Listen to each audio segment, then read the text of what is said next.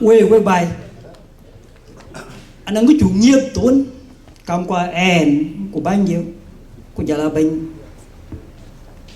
bao nhiêu president that federation anh ra một group bulu introduce nu cái này apal bao nhiêu là cái bicol cái lệ phol vậy đấy vẫn nhàn cái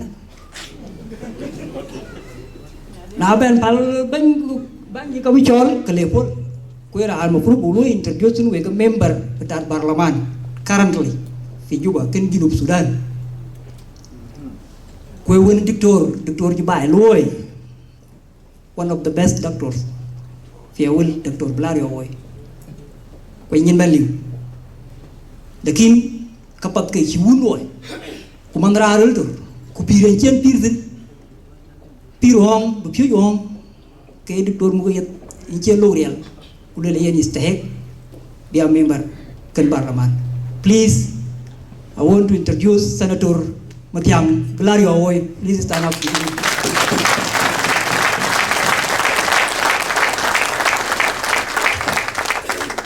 Wan nyangan ya kilo tawali wan nyan mat in kene pole jole ke wan nyangan lekin dari ban da ku. We have a chol next speaker Garang Kuot. Please come forward.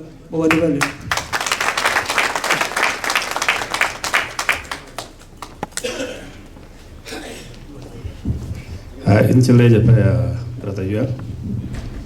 By the way, the German Kalangichol best writer. If you tomorrow, just will a copy and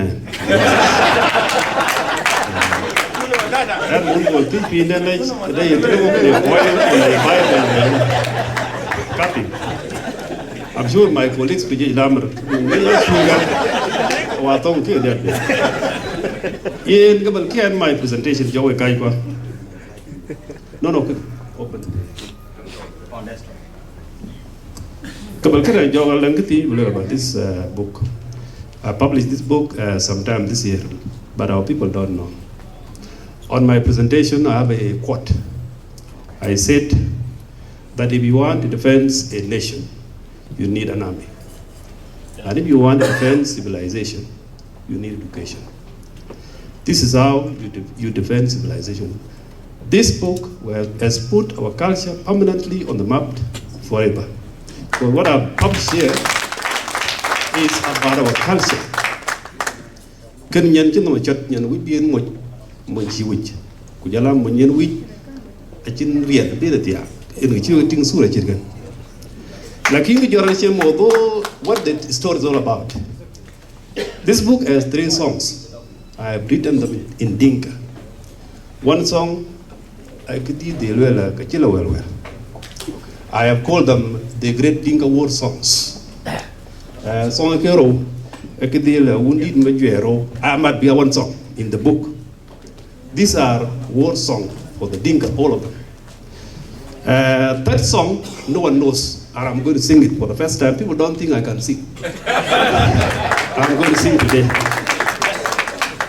The reason I took the book from Honorable Latanyuek, I'm sure this is going to be minus from my presentation minutes, because this is very important. The reason I took this book is about the 3rd song. Those who have read this book have been asking me, we know that the first 2 songs. And by the way, before I continue, I need to thank someone very special, especially 2 people. These songs were written in Dinka by one William Angwi. Where is he? William Angwi, Garang Kuot Kuot, and Stephen Munmok in South Sudan. I made sure each one read it so that it is properly written in Dinka. So this book is this song is on page 21. Let me read the opening. I said, this guy is called Ding, the father of this lady. I said that it was wartime, that as he looked around in the battlefield, littered with littered with the bodies of fallen heroes, killed in the first song. Ding's voice pierced out in the air like an angry lion. This is how the song goes.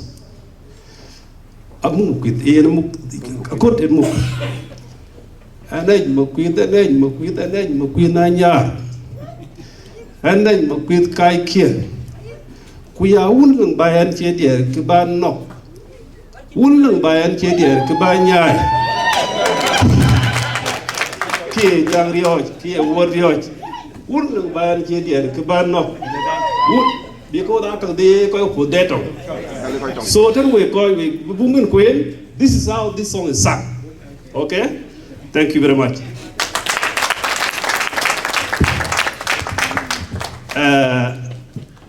I would like to start my greetings by acknowledging Honorable Atanyoate, the President of the Republic of South Sudan, Salva Kiir Mayardit. I would like to acknowledge my brother, all the way from Australia, and Rangop, the President of the Community of Australia, Mark Australia. It took them 14 hours to fly here. Thank you for coming. I would also like to acknowledge our brother Dun Mariau, the President of the Community in the United States. And I would like also to thank very special our brother Tilo Atar, the President of FACC. And I would like to recognize two key people who played crucial role in the politics of Awil. Among them, Nyomlaau Aweil is not just an MP, he's the former Minister of Local Government in the government of Koding. Before our state was partitioned in 3 states, he was the minister. I would also like to acknowledge my brother and colleague. I speak to him almost on a daily basis on the issues of South Sudan. Francis Book, former Minister of Information, Lord State Raja. And my brother, Angela Won, former Minister of Information, also Lord. And our brothers who led this federation, Molana Shuen, Machirako, Dan Lloyd, and all of you who have served the community in various capacities. I'm happy to have seen so many distinguished people, members of our community. I have seen this gentleman all the time, John Kurmayor. This gentleman has distinguished himself. We have to acknowledge, we have to appreciate the effort someone is doing. We don't mind what his views are, but the fact that he has given himself time to try to bring the issues to the forefront. Thank you, Mr. Jonker. I'm happy to see you today. I'm sure you are going to tell people that there's something called the Tears of Love here on your famous show. The presentation, can you go to first page? First page, yeah, project. First page, go back. Go back. Call light. You can't see this properly.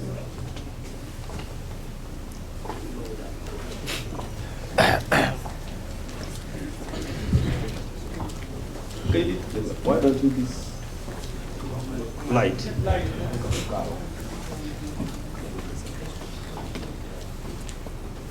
No, this one.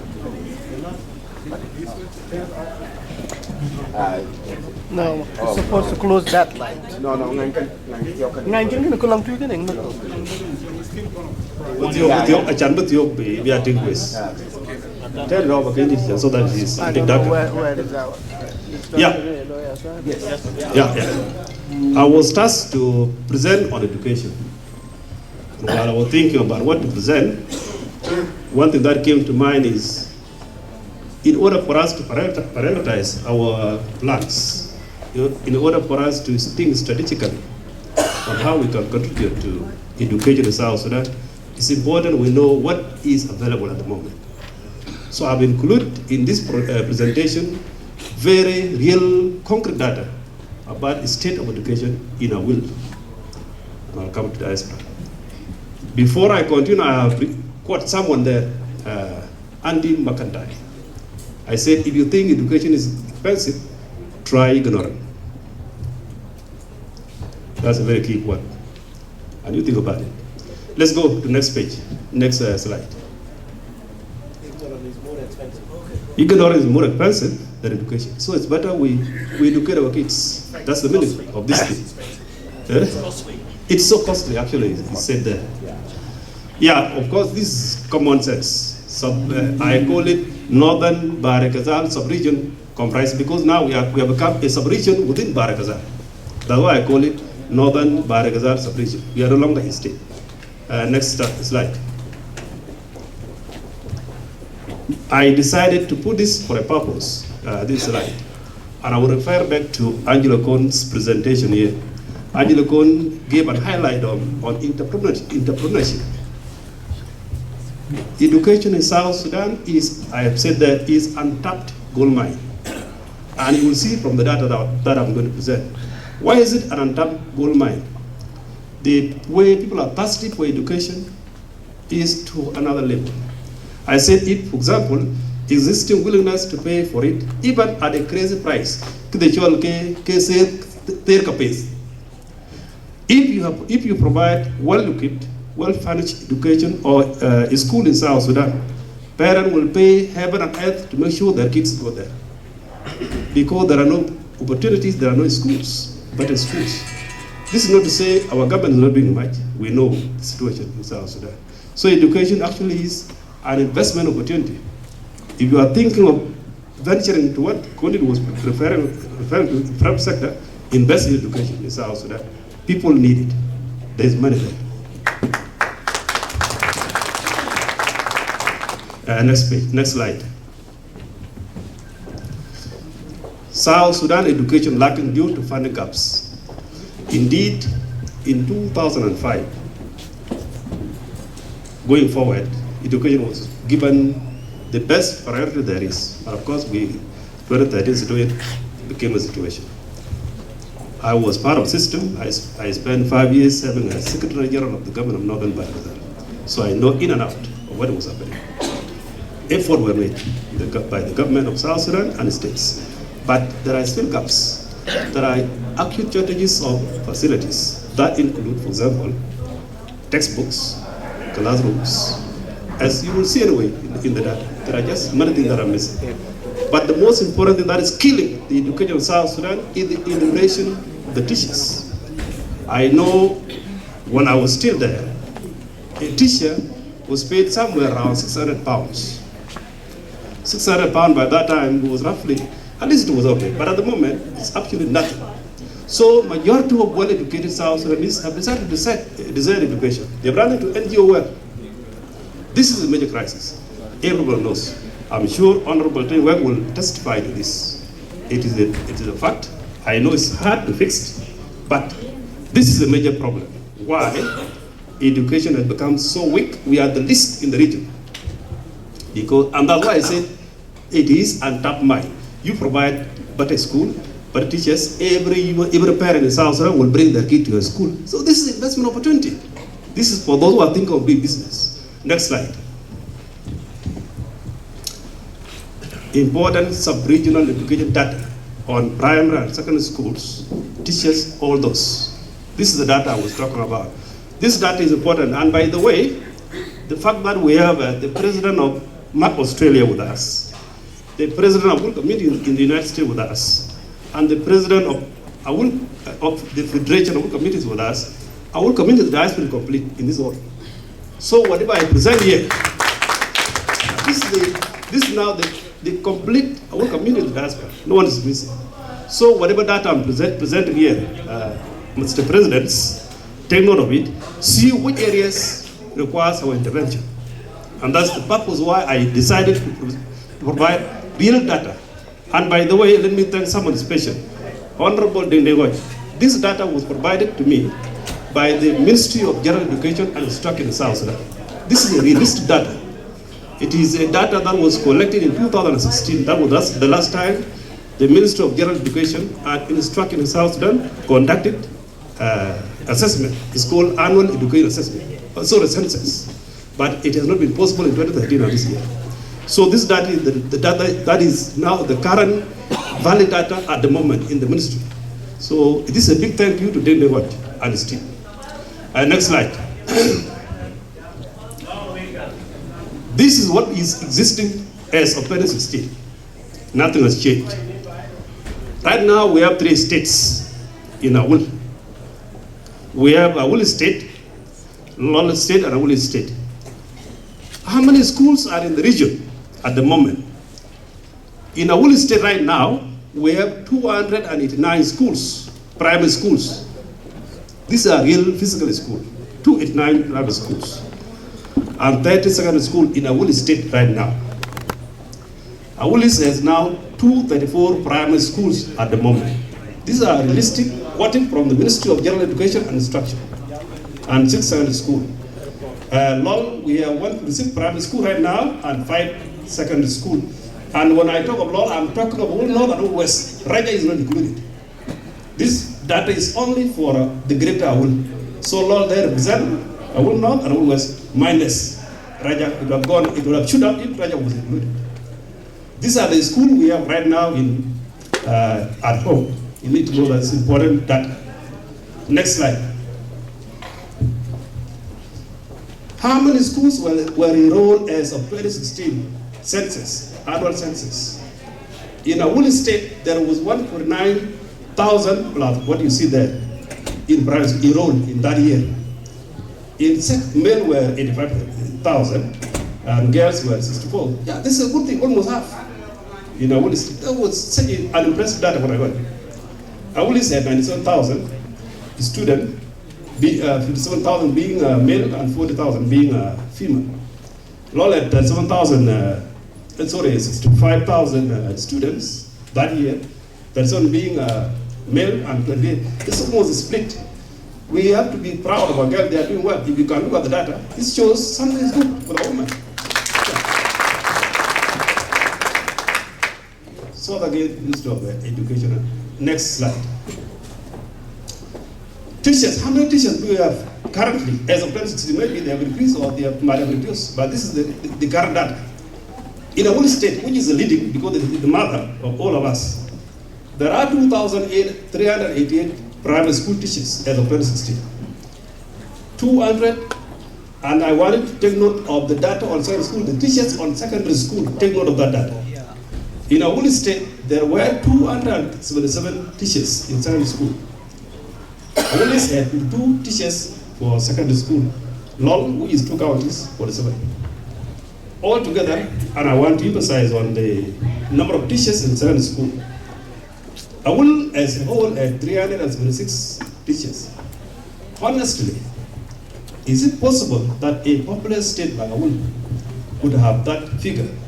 So bad. How many teachers per, like how many people per one teacher? This is a disaster.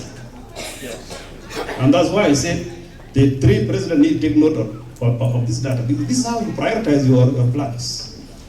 You now know the need, the areas that require immediate intervention. And this, for primary, although they are not qualified, the number is good. 5,650 altogether is good. But 376 teachers is a disaster. Next slide. How do our students perform at national exams?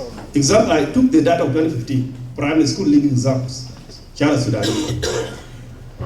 That year, in Aweil State, 5,809 students set. Out of that, 5,092 people passed students. 421 failed the exam. Aweil had 471 set, 2,300, as you can see the figure, 1%. All together, 797 failed. Again, I don't think this is impressive, that data down there. If you look at, I'm looking at the total. There's a huge number of students who failed in 1 year. Something could be wrong somewhere. Next slide. Accessibility to water. And this water, when I look at it, is good. Almost every school has some water. Like in Aweil State, 90% of the school have access to water except 10% of the schools. That's not too bad. But again, it's an area of concern. Only 12% of the school don't have water, 88% have water. LOL, 11% don't have water, 89% have water. That's good. It's better. Let's go. Access to, no, this secondary school. Secondary school was much better, so we can actually leave that. Because almost every school has some water. It's good. This is another area that you raise our eyebrows. Access to sanitation facilities. In Aweil State, of those schools, only 52% have access to latrines. The rest, 14%, don't know, I don't know, they go to the bush. That one is simple, like if it could be, we say like we need to dig 3 latrines in every school. How much would it cost? could be very small, just a matter of digging the ground. So you need to look at this. No access to latrines. That's a huge percentage. Next. Same, secondary school.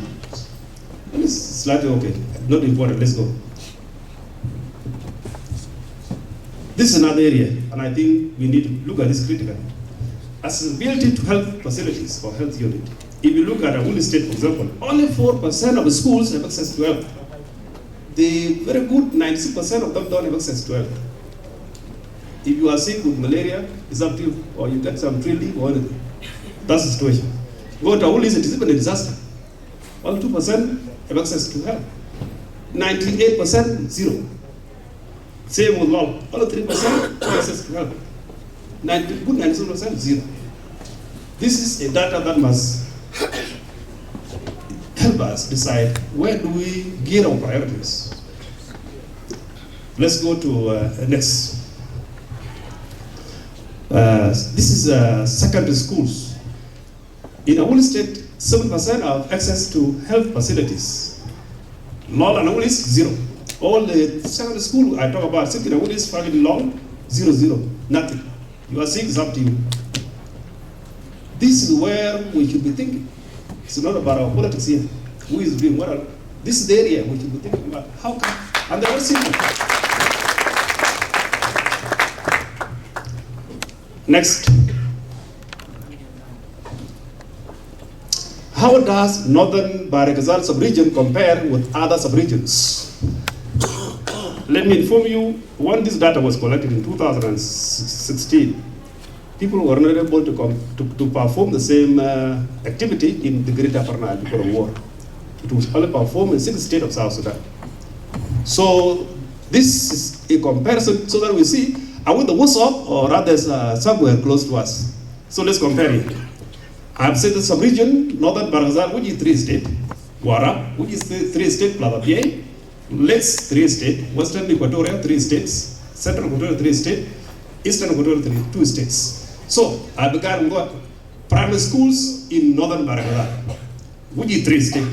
We have 679 total, and 41 secondary schools in our region, sub-region. When you go to Warab, they have 643 primary schools and 25 secondary schools. Lake State has 373 primary schools, 14 secondary schools. Western Equatoria has 329 primary schools, 24 secondary schools. Central Equatoria has 567 primary schools, 83 secondary schools. Eastern Equatoria, the list, 306 primary school, 26. So if you look at this data, we are not too badly off. Because we are leading in terms of primary school, except secondary, where we have problem. We have a lot of population, a lot of kids are graduating each year, and they have nowhere to go. This is a very informative data. This is how it compares now. Next. In student count, for example, our state combined by that year, 2016, we had 313,000 students that year. Next was Warab, which had, no, actually it was a leading, 316,000. Then it follows. These were the student per those regions of those. This was Eastern Equatoria. Again, if you look at it, it is reflective of population because the population is huge. So that's a good number to go to school each year. But with that population, think about secondary schools. Next. Teachers. I compare teachers of the 3 regions that year. Our state combined 3 of them had 650 teachers. Again, secondary school, 376, I said before. You go to Warab, they had 5,000 plus teachers in primary, 309 teachers. Lakes, 2,000 plus primary teachers, 190 secondary school teachers. In Western Equatoria, and it goes. Now we go to Central Equatoria, the leading one. If you look at the data, secondary school teachers are 1,359. Maybe we can say Juba is part of Central Equatoria, with the heart of South Sudan. that should have the number. But again, we have a problem there. Although this seems not to be our problem alone. But what we will not be waiting for those, we need to look at it, think about it. How can we improve this situation? Let's continue. I will commit in the diaspora. When I was doing this, I looked everywhere. There is no data available on the way we are progressing through educationally in the diaspora. There's nothing. So I said, I estimated that a commendable number of our members have obtained college degrees, which is true. But a good number of us have managed to obtain college degrees. But it's better to just assume. It's important we know the real figures so that we're able to know whether we're doing well, better or not. Sizable number of children are graduating from high school each year. Calgary for the last 2 years has done it marvelously. Congratulate the parents. These kids now they have given that inspiration for other kids to also follow suit. This is very good and should be encouraged. Let's continue. Here are my 2 recommendations. I said recommendation number 1. The diaspora community should collect data on college graduates, whether a degree, a master's degree, a PhD, high school graduates. Children who are currently going to school, all levels from primary, high school, and universities. It's important. It's the work of the 3 presidents here. I said the whole community, the diaspora will complete today in this room. 3 communities, US, Canada, and Australia, should to jointly work on one education project at a time to completion. For example, if it is a matter of this disastrous data I just shown here, let's say latrines in school. If they say we need to make sure in the next 2 years, we should at least have the number of schools that have not latrine by digging latrines. They should do it jointly, and I'm sure they can succeed. In a steady group doing this small thing, you spread your energy, your effort, many hands, make light work. So I recommend that they work on one project each year, or at least 2 projects. Right. Next. My conclusion. Our communities in the diaspora should use this information to set its education priorities right by looking at areas requiring urgent intervention. These are just the areas I need.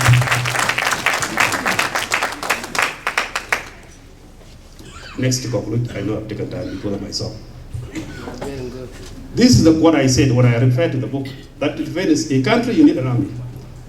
But to defend civilization you need education, Jonathan Sachs. Education is important. It's important we take kids to school. This data is important, my people, especially the presidents and the community at large. Thank you very much.